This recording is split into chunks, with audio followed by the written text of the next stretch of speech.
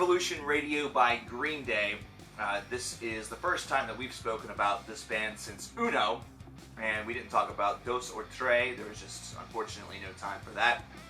But Revolution Radio, interesting concept for 2016, of course, where it seems like everything's a revolution. Political revolution, social revolution, blah, blah, blah, blah, blah, blah, blah, blah, blah, blah, blah, blah, blah, blah, blah, blah.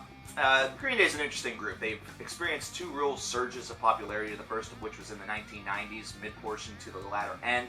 The song Time of Your Life is, of course, one of the most well-known and well-loved songs of all time, he says with a snarl. I'm sure there are some people that have an IV in their arm that is nothing but that song playing in their head 24/7, and they are just delighted. It's like they have morphine, only in song form. Second wave of popularity, of course, came in the 2000s. It was almost like they didn't leave at all, but they did have a couple of off years. And they returned with rock operas, and they were pretty good, especially American Idiot, which is seen as one of the better albums of this brand new millennia that we are in thus far. So this is an interesting part of their career, considering they've abandoned that concept for a more direct approach. Uno, Dos, and Tre really felt like just system overload whenever it came to material from this band, but it was one where Uno was delivering a whole, a really high energy, great album, and that was sort of what was promised here with Revolution Radio, that it was high, it was high energy, and that this band was never this pissed off before, haven't been this pissed off in years. It's a real resemblance to their 1990s roots, and you know what I say to that? Well, Rolling Stone magazine, you can lead a horse to water, but you sure wouldn't know how to make it drink. Either that or you try to make its ass drink as opposed to its face, because that is complete crap. It's garbage. It's not true at all. There is certainly a snarl to these tracks, to these 12 tracks that equal 44 minutes, but this is a band with Revolution Radio that is really taking a lot of the ideas during those periods and throwing them together in order to hopefully craft something that is the best of both worlds. And the real question is did it work? Were they able to accomplish it? Now, what do I mean by that? You take a look at Somewhere Now, the very first cutoff of this album, and it seems like it is the opening number, sort of the, where we are in the world of this album. And it sort of grants the setting as though a first number or an introductory number would for a play, similar to that rock opera formulation. So already we have that side coming out a little bit on this album. We have it sort of bleeding through, and it's a nice enough idea, but whenever you hear the concept that they have never been this pissed off and hear this, you're kind of, what?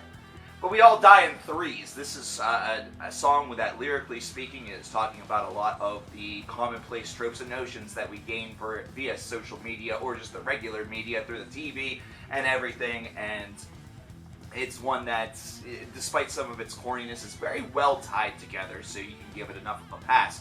Bang Bang glorifies the school shooting aspect as a glamour icon, as really somebody who's looking for their 15 minutes of fame, and really from that standpoint, I like the concept, because at times you wonder, the way that we glorify these things, the way we talk about these things, we do give them true celebrity status. We still know the names, such as, Manson or Dahmer or Eric Harris and Dylan Klebold, for example, and based around that, if they hadn't done something like they did over in Columbine, if it hadn't been covered the way it was by the media, these are names that would be quickly forgotten or not known. We give them that credibility.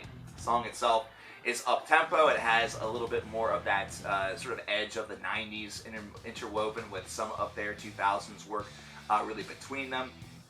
Overall, not too bad. Not a revolutionary single by any means. Definitely not one that's going to light up the radio dials, at least in my estimation. Revolution Radio might actually have a little bit more of a chance. This one has a little bit more of that direct snarl. It does focus a little bit more of that sort of pissed off energy and attention that they were talking about within the Rolling Stone review of this. I know I'm using that as a comparable idea, but this just showcases to me that the art of the published review in magazines like that is completely dead. I hope they're getting paid well. That's all I will say, because I'm sure not. But this is a track that does have a focused energy going into Say Goodbye and Outlaws. In fact, you're going to notice the jostling between that higher energy, that 90s style sort of thump that Green Day became very known for within that decade, being present on a lot of the middle portions of this album. Really, whenever you get to a track such as Bouncing Off the Wall, you literally get that feeling. So this is one where the title juxtaposes beautifully with what the song is all about, and also with the energy that is being displayed within it. So rightfully so, this is a punk till you drop, sort of hop around track that has that energy really fused behind it.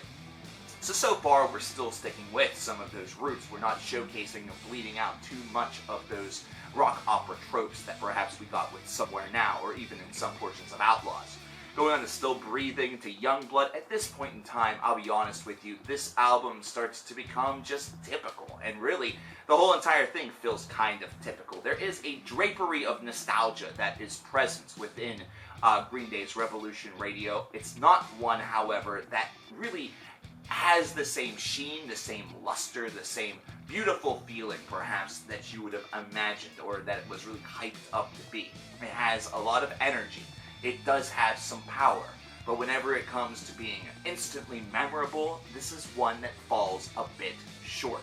These are instead tracks that feel like they have the same element of traction as Uno, Dos, and Tre, with Uno really coming off with a lot of power, coming off with just an energy that was perhaps missing from this band because they opted to go a different direction. You know, it was more of the revitalization of that old school sound than this is.